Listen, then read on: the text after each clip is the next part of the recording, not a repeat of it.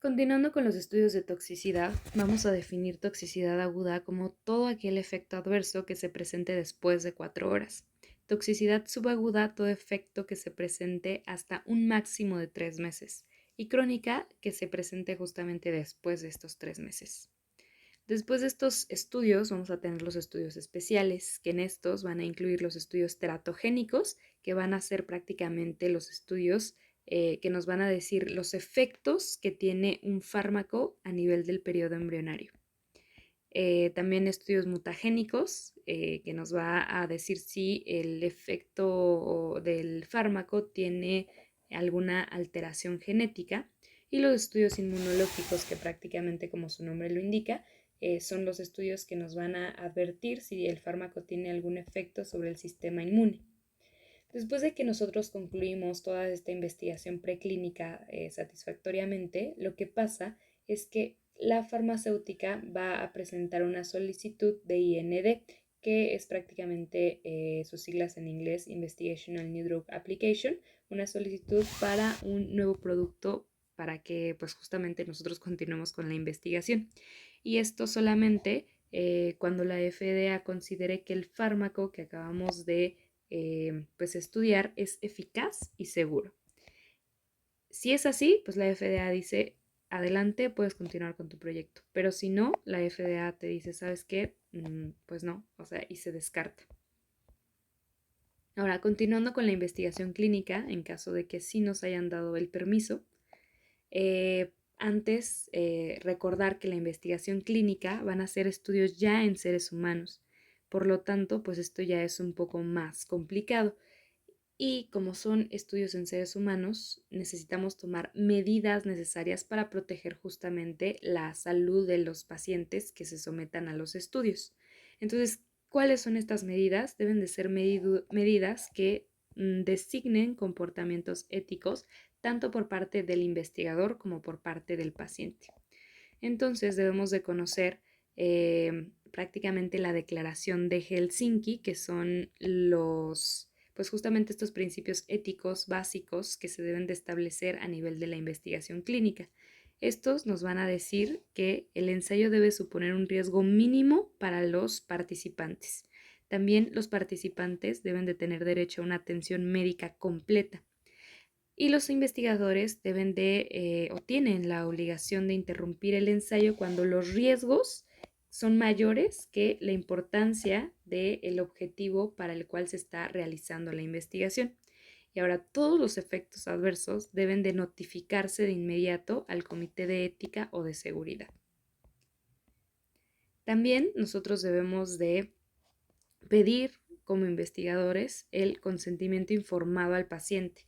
Y pues uno podría decir, bueno, es nada más un documento informado, sí, pero también hay que recordar pues qué es lo que lleva el documento firmado, que prácticamente es el consentimiento del paciente, en donde nosotros le vamos a tener que informar de los posibles riesgos y beneficios para que el paciente decida voluntariamente siempre si él quiere participar o no en dicha investigación.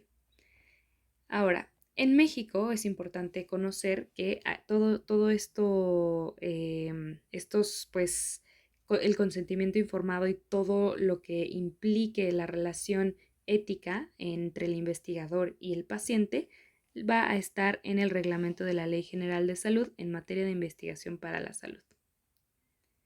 Ahora, ya entrando de lleno a la investigación clínica, es importante conocer que consta de 4 fases. Y así se llaman: fase 1, fase 2, fase 3 y fase 4. A la fase 4, aquí es lo que vamos a llamarla también como farmacoepidemiología, y ahorita vamos a ver por qué. Prácticamente lo que vamos a ver alrededor de las siguientes diapositivas es este cuadrito. Entonces, en la fase 1 vamos a tener voluntarios, casi siempre son voluntarios sanos y aproximadamente en un número de 20 a 100 personas. ¿Cómo vamos a realizar esta fase? Vamos a realizar un ensayo abierto, el cual también se le conoce como estudio sin enmascaramiento.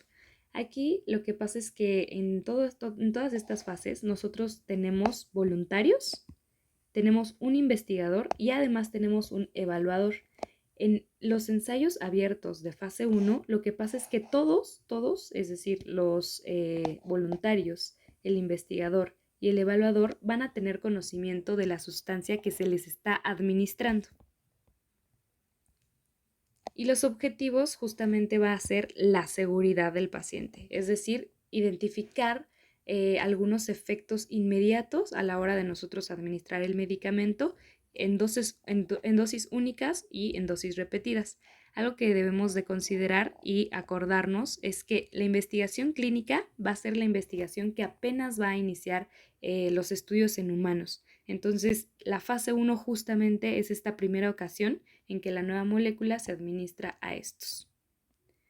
En esta fase 1 también nosotros podemos establecer toxicidad, es decir, las dosis máximas y algunos efectos adversos y a qué concentraciones aparecen.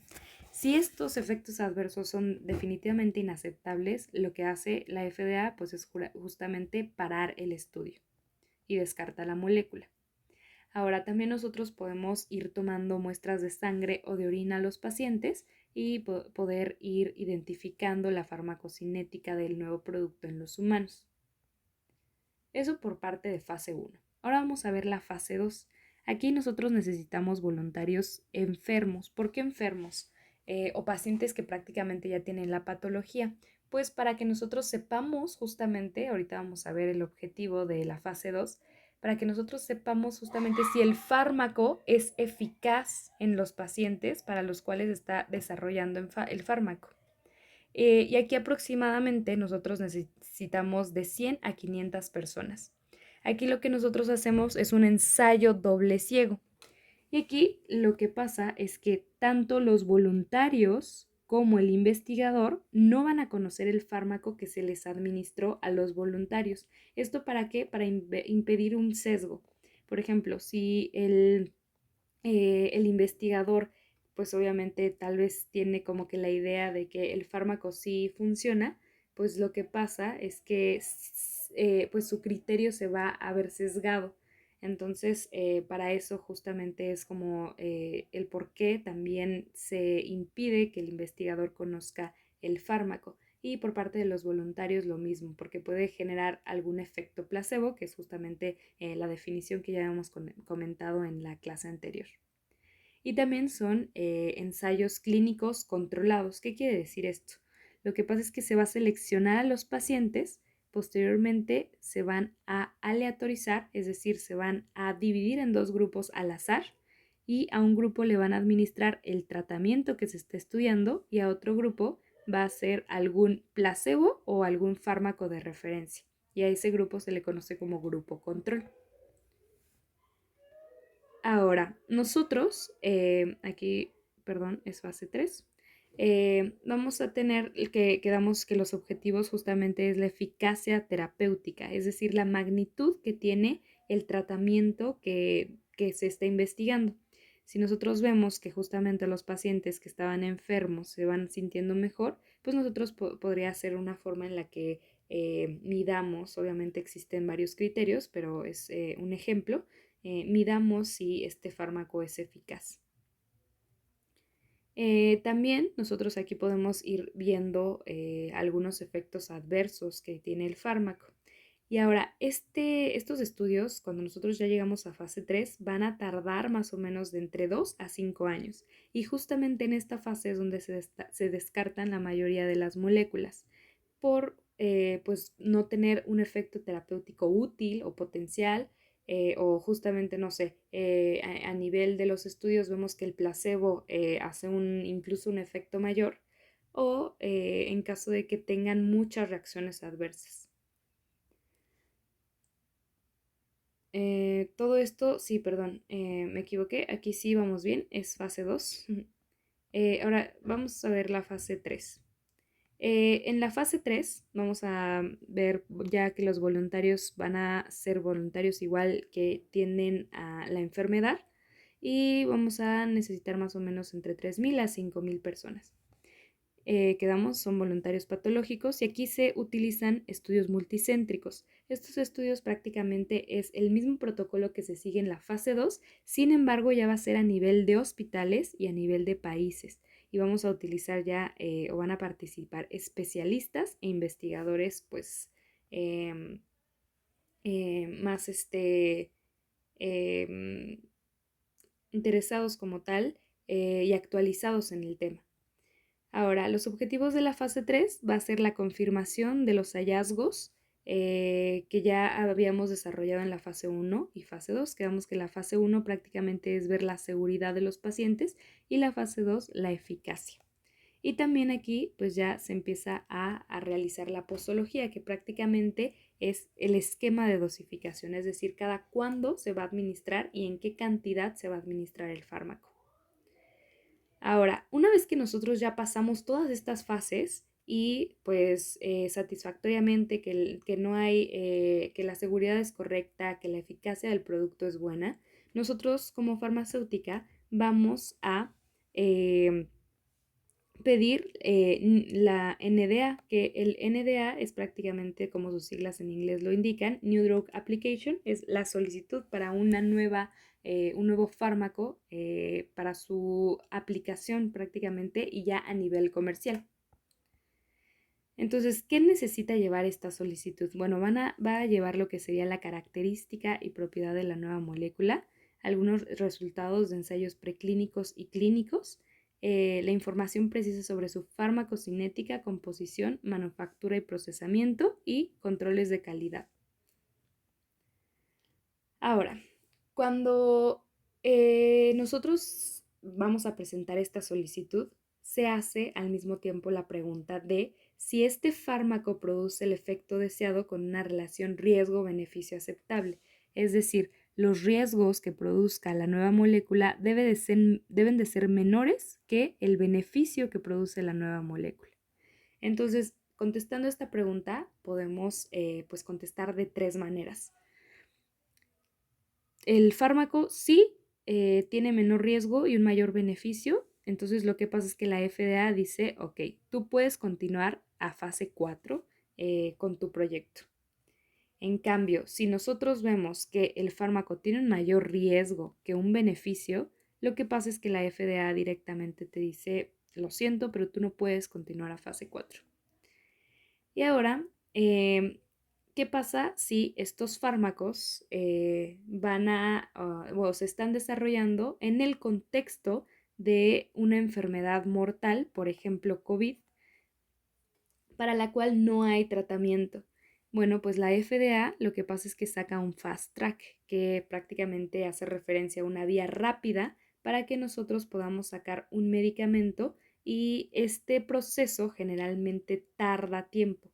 Entonces, pues tarda más de un año. Entonces, el fast track nos permite hacer todo lo posible para que estos fármacos pasen primero a que sean revisados por la FDA. Y eso es justamente el fast track, hacer que el fármaco pase a revisión de manera más temprana, alrededor de un año a 6 meses. Y ya para concluir este tema, vamos a hablar de lo que sería la farmacovigilancia. Prácticamente aquí necesitamos saber, bueno, ya nos dio la FDA el permiso, vamos a pasar a lo que sería la fase 4 y antes de eso, pues necesitamos saber o tener en cuenta algunos conceptos.